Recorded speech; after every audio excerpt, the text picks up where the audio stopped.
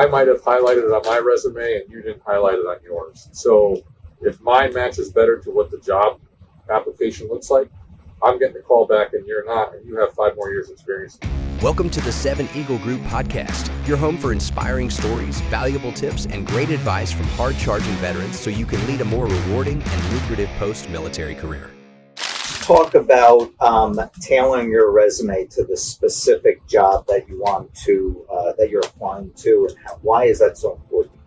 Okay, so I know we all hear it and we all say, oh yeah, I understand, I got it, but listen, I was subject to this as well. You make that 1 or 2 resumes on your transition out, and those are what you go with. Well, unfortunately, these applicant tracking softwares, you're not a person. You're just some information on a sheet. Okay, so you have to pick up the keywords of the job that you're applying for. So when you're looking on one of the websites, at one of the job descriptions, pick out the keywords. Keywords could be metrics, they could be sales revenue, they could be how many people were supervised or managed under that person. Find those keywords that are in that job description and make sure that your resume has that in there. It's so easy to say, oh yeah, I got it, we're all covered. You're not covered, because that's what those softwares are looking for. They're looking to see how many strings of information match what their skills are in the system. If you don't match within a certain percentile, you're pushed down to the bottom of the batch. So why not take 5 minutes, reword parts of your resume?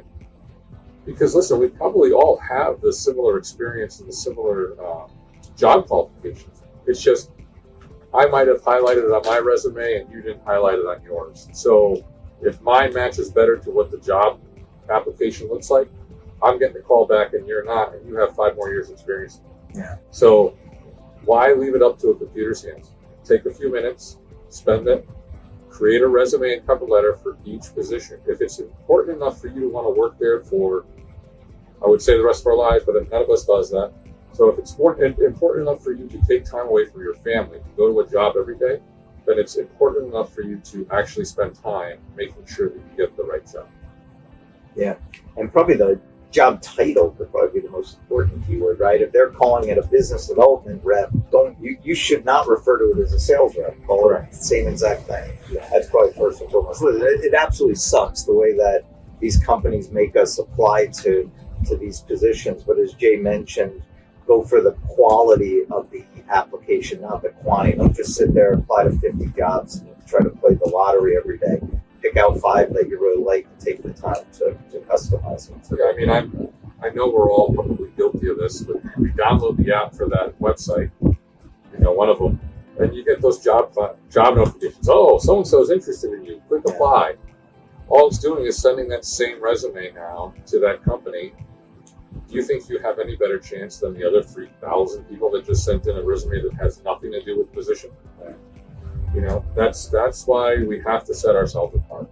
Take an extra 5 minutes. Spend the time. You're worth it. Yeah, it's so easy to do too, because as when we're talking to the applicants, asking about jobs, we would call somebody up and say, hey, thanks for your interest in our position. And they'll be like, well, what was this again? What did I apply to? And it just sets an initial horrible impression from our standpoint, trying to evaluate.